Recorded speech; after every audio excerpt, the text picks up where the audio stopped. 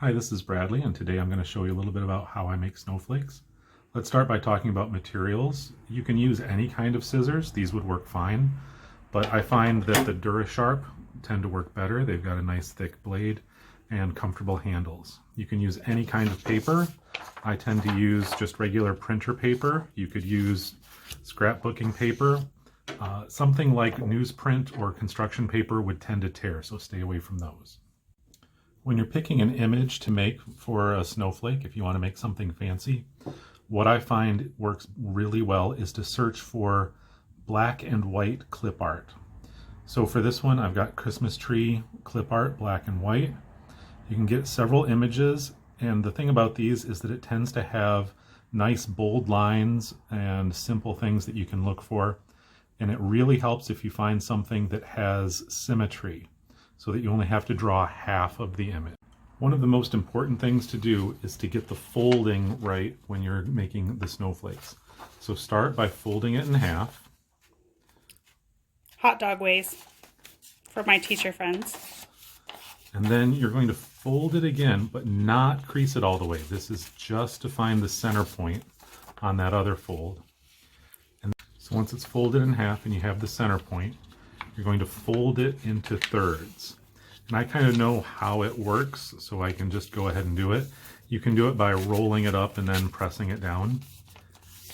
And it makes the little fox face. And once you're here, you fold it in half again. And everything above that line is trash, so just cut it off.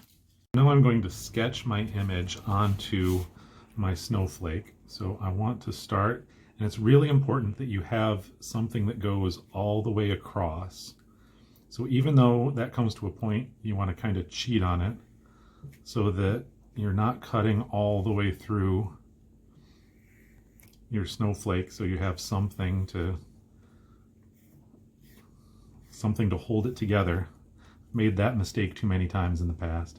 I've folded my paper and sketched my half image onto it.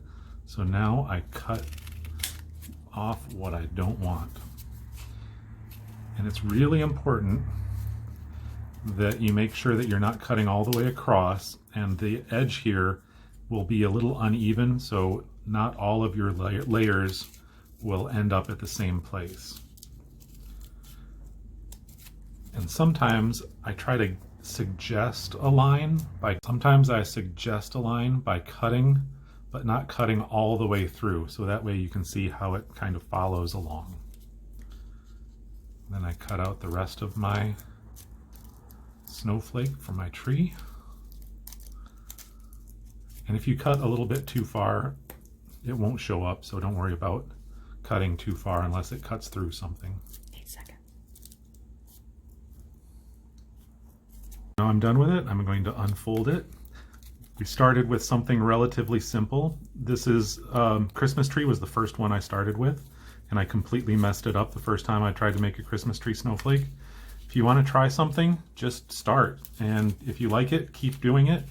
You keep getting better. I keep getting more and more complicated each year, adding more details, learning a little bit more about what works and what doesn't. So just try it and have fun. Merry Christmas.